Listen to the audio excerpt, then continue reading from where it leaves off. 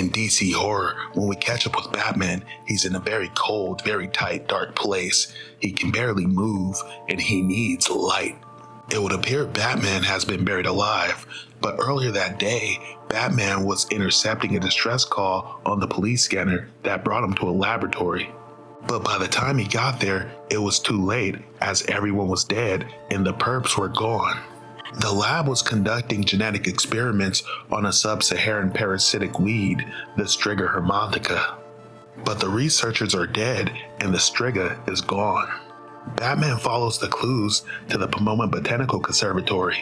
The place is seemingly deserted, but when he makes his way into the main greenhouse, he sees something horrifying. Grotesque human-shaped trees with the expression of agonizing pain sculpted into their bark. As Batman observes the trees, he hears a scream in the distance that sounds almost inhuman. As he runs towards the scream, he barely even notices the roots and tendrils moving on the ground like snakes.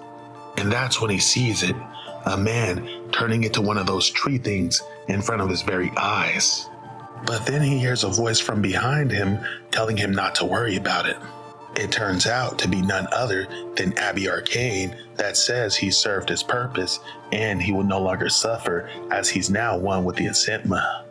Batman confronts Abby Arcane and Abby tells him that the parasitic plant just needed that one extra ingredient so it could assimilate and replace all life forms on the planet.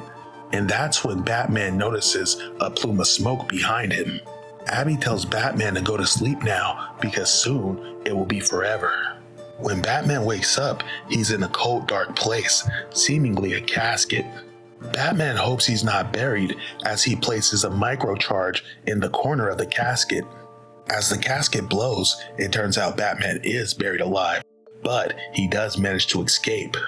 But by the time he makes it to the surface, it's seemingly too late as the parasitic plant has seemingly consumed the whole city with Abby Arcane standing amongst them.